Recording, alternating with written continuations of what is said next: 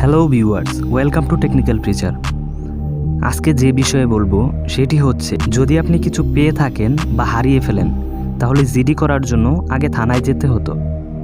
এখন আপনার Android phone থেকেই জিডি করতে পারবেন। তো কিভাবে জিডি করবেন তা এই ভিডিওতে ডিটেইলে দেখিয়ে দিব।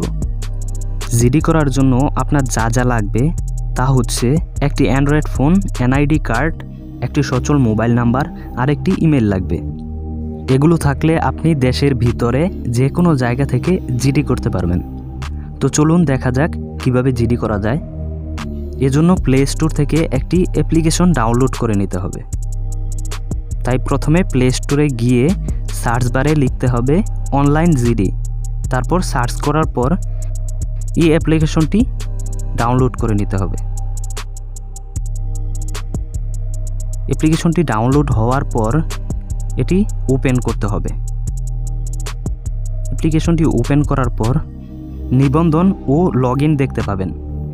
যদি আগে থেকে অ্যাকাউন্ট করা না থাকে তাহলে নিবন্ধনে ক্লিক করতে হবে। এখন প্রথমে এনআইডি কার্ডের নাম্বারটি বসিয়ে দিতে হবে। এরপর নিচে এনআইডি কার্ডে যে জন্ম তারিখটি দেওয়া আছে সে জন্ম তারিখটি দিয়ে দিতে হবে। তারপর ওকেতে ক্লিক করতে হবে। এখন এখানে দেখতে পাচ্ছেন পরিচয়পত্র যাচাই, এখানে ক্লিক করতে হবে। এখন আপনার পরিচয়টি যাচাই হবে। এখানে দেখবেন পরিচয়পত্র ঠিক আছে কিনা। আপনার তথ্যগুলো যদি সঠিক হয় এখানে ক্লিক করুন, এই অপশনে ক্লিক করতে হবে। এরপর যার এনআইডি কার্ডটি তার ফেস স্ক্যান করতে হবে। স্ক্যান করার জন্য ক্যামেরার সামনে মুখটি নিয়ে আসতে হবে। ফেস স্ক্যান করার পর এখানে আপনার মোবাইল নাম্বারটি দিতে হবে। মোবাইল নাম্বারটি আপনার সাথে রাখতে হবে।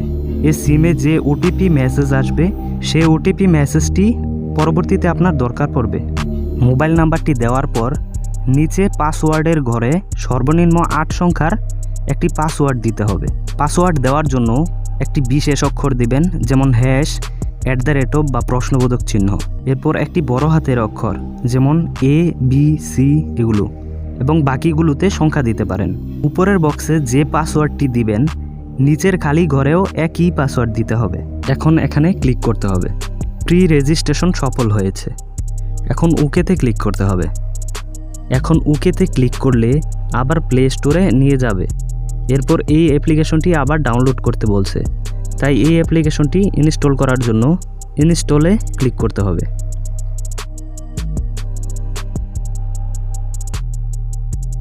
ইনস্টল হওয়ার পর ওপেন করতে হবে। এখন লগইনে ক্লিক করতে হবে। তারপর এখানে মোবাইল নাম্বারটি দিতে হবে। একটু আগে যে নাম্বারটি দিয়েছিলেন এখানে সেই নাম্বারটি বসিয়ে দিতে হবে। এরপর একটু আগে যে পাসওয়ার্ডটি দিয়েছিলেন সেই পাসওয়ার্ডটি এই খালি ঘরে বসিয়ে দিতে হবে। পাসওয়ার্ড বসানোর পর লগইনে ক্লিক করলেই লগইন হয়ে যাবে। এরপর অটোমেটিক আপনার ঠিকানা, জেলা, থানা, গ্রাম, পোস্টকোড সব চলে আসবে। শুধু দেখবেন তথ্যগুলো ঠিক আছে কিনা। ঠিক না থাকলে ক্লিক করে ঠিক করে নিতে হবে। আর যদি ঠিক থাকে তাহলে পরবর্তীতে ক্লিক করতে হবে বা নেক্সটে ক্লিক করতে হবে। এরপর এনআইডি ইনফরমেশন আসবে। এখন নেক্সটে ক্লিক করতে হবে। এরপর এখানে খালি ঘরে আপনার স্বাক্ষর দিতে হবে। স্বাক্ষর দেওয়ার সময় যদি কোনো ধরনের সমস্যা হয় বা স্বাক্ষর দিতে না পারেন তাহলে আপনার নামটি এখানে ডট ডট আকারে লিখে তারপর নেক্সটে বা পরবর্তীতে ক্লিক করবেন। তারপর নিবন্ধন করার জন্য উপরে মোবাইল নাম্বার দিতে হবে। তারপরে মোবাইল অপারেটর মানে এটি কোন সিম সেটি সিলেক্ট করে দিতে হবে, যেমন রবি, বাংলালিংক, গ্রামীণ ফোন, এবং শেষে ইমেলটি বসিয়ে দিতে হবে। পরে নেক্সটে ক্লিক করতে হবে।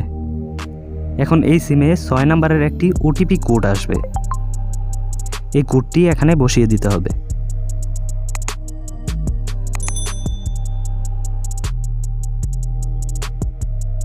তারপর আপডেটে ক্লিক করতে হবে। এখন এখান থেকে জিডি করতে পারবেন। যদি কিছু পেয়ে থাকেন তাহলে পাওয়াতে ক্লিক করবেন, আর যদি হারানো যায় তাহলে হারানোতে ক্লিক করবেন। যা হারিয়েছে তাতে ক্লিক করবেন, যেমন ফোন, কম্পিউটার, মানুষ বা যে কোনো কিছু যদি হারিয়ে থাকে তাহলে যা হারিয়েছে তার উপর ক্লিক করবেন। ক্লিক করার পর এখানে যা যা ইনফরমেশন চেয়েছে সবগুলো পূরণ করতে হবে। সবগুলো পূরণ করার পর শেষে সাবমিটে ক্লিক করতে হবে।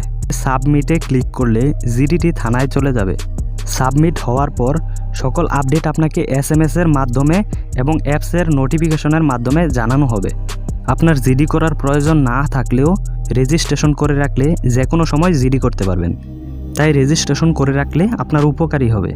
তো ভিউয়ার্স, ভিডিওটি থেকে উপকৃত হয়ে থাকলে প্লিজ লাইক, কমেন্ট ও শেয়ার করুন এবং চ্যানেলে যদি নতুন হয়ে থাকেন তাহলে প্লিজ সাবস্ক্রাইব করুন। ধন্যবাদ।